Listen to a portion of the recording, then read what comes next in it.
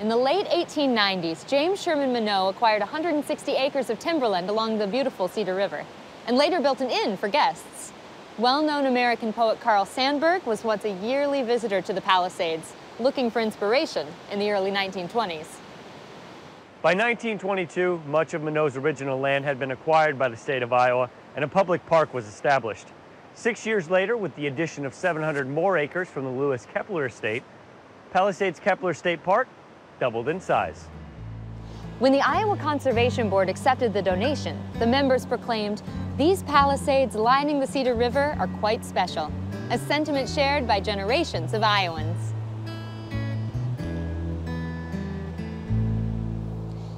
Pancakes wouldn't be the same without maple syrup. And while other parts of the country mass-produce the sappy substance, key spots in Iowa produce their own delicious product. We dispatched IPTV's Dan Wardell to discover how Iowa's children are learning about a homegrown outdoor treat, one drop at a time. As winter comes to a close, steam rises from a small shack in an Iowa forest. And if you listen closely, you'll hear the sweet sound of sap.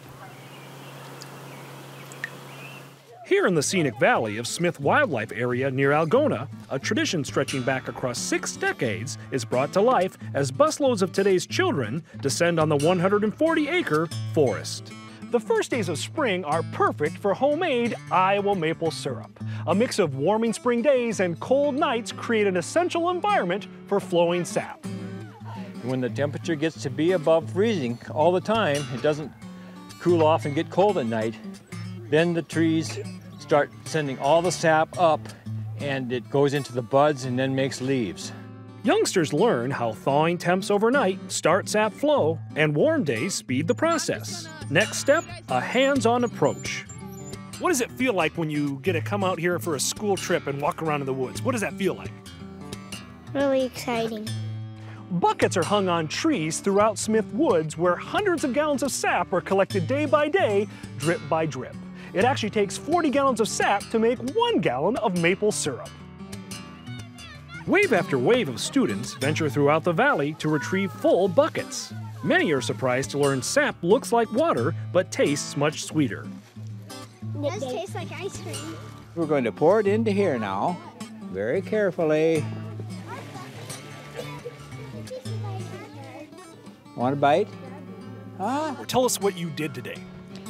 We went for little hikes and we learned how to make maple syrup in the shack. Gallons of sap are carried to the Cozy Grove Sugar Shack where the mixture's water is boiled off. Once the sap reaches 219 degrees Fahrenheit, you have Iowa maple syrup. If we boil it hotter than that, what happens is it turns into rock candy. Yeah, which tastes really, really good, but it makes a really big mess. I did that once and I've never done it since. I got in lots of trouble. After learning how trees release seasonal sap, how taps are properly performed, and watching the slow boiling process, visitors get the final payoff, a sweet sample. Tell us, what did that syrup taste like?